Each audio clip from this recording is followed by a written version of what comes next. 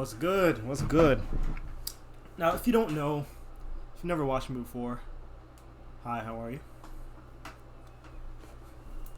But the other day I did a Mike Tyson. When Tyson got confronted by a gang leader. That video did pretty well, if I say so myself. You know what I'm saying? So, let's watch another Mike Tyson video. You know, I'm a boxer. I know how to box. I'll punch your lights out. When Tyson challenged his biggest opponent, this is the biggest person Mike Tyson's fought. Let's see how big this guy is. Pause. George Foreman. He's Joe Frazier, but he's faster and he's more powerful than Joe Frazier, and he's Rocky Marciano, but he's almost 30 pounds heavier than Rocky Marciano. So that combination, I think, bodes pretty well for Mike Tyson. Welcome back to another big fight recap here on the LTV Classic. Yes, Tyson has the anticipation of a Doberman who's happened upon 210 pounds of unguarded meat.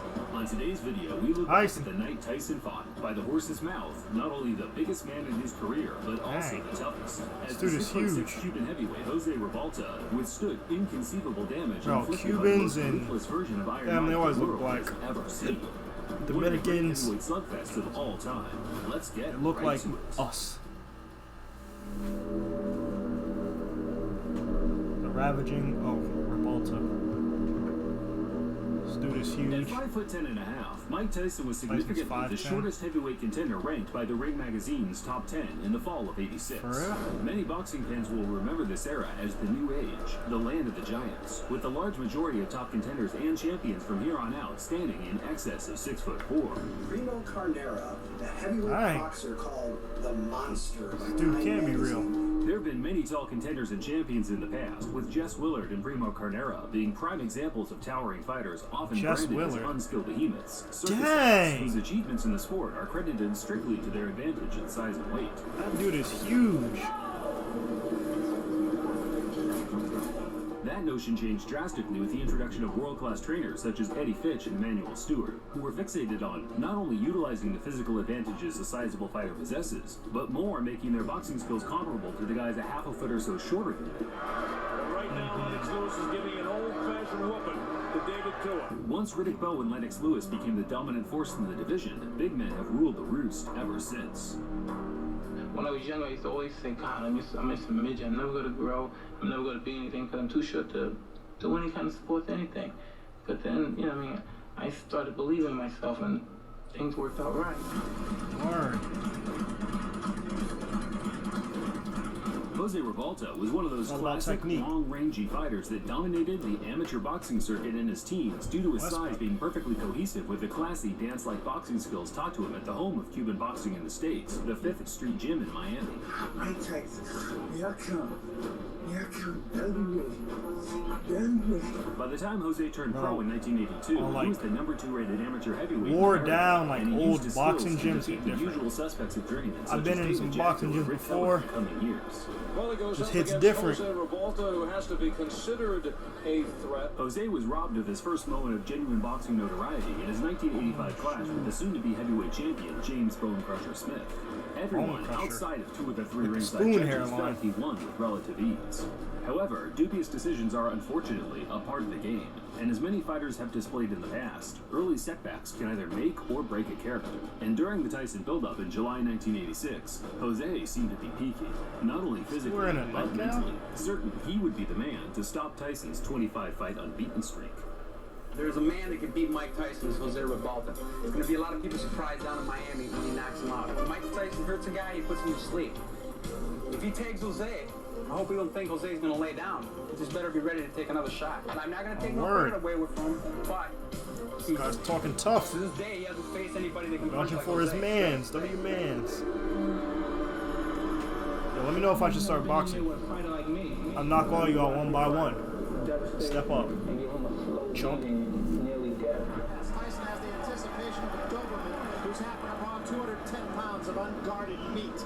Tyson met Revolta at the Trump Plaza Hotel in Atlantic City on August 17th, 1986. The tension between the two created a legendary atmosphere among the lucky 1,000 people in attendance. Tyson's snarly grimaces were met by Revolta's death-defying eyes. It was clear to the viewing audience that they were in for a special night of heavyweight boxing action. Just as expected, Tyson is right in the chest of Revolta. But all time.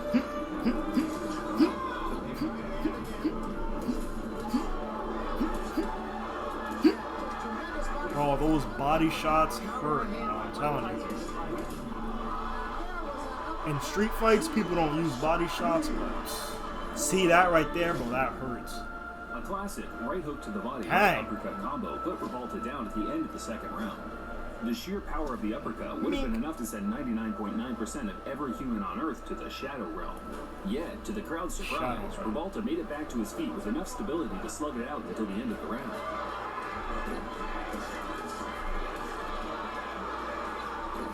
Trying to bang with Tyson, he gets off the ropes.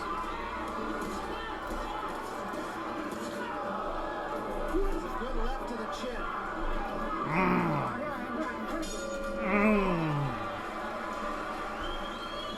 Acknowledging Revolta's resilience, Tyson elected for the water in the basement approach in the next few rounds, hammering Jose to the body to try and soften his core.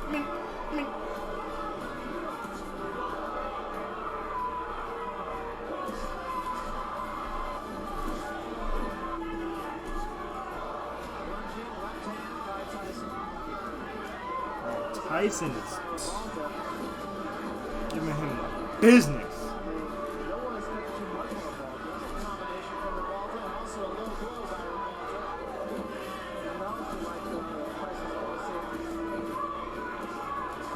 Oh, goodness.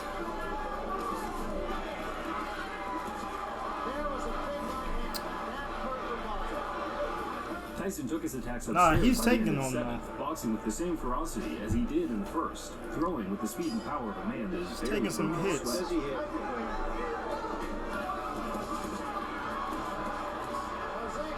I'm not gonna lie, so many people would have been knocked out. This dude is still standing. You just punch him in his balls. I know you've seen that.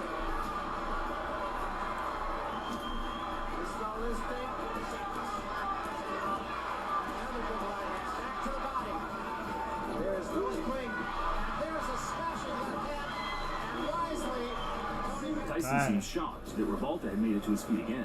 Yet, instead of taking his feet off the gas and cruising, he's really not trying to give up. He wanted to entertain the fans by closing the show.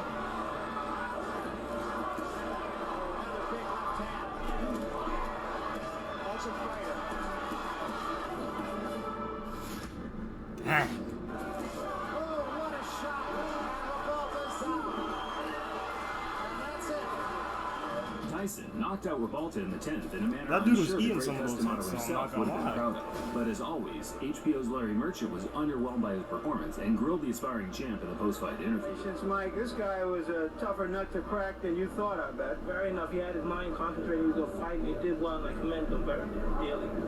What made him so tough? The fact that he fought back, unlike the other fighters who've taken you this far? Most definitely, he fought back, and he had the idea in his mind he wasn't going to get knocked out. But as you notice, he was knocked down, but wasn't knocked out because he had his mind conscious of that.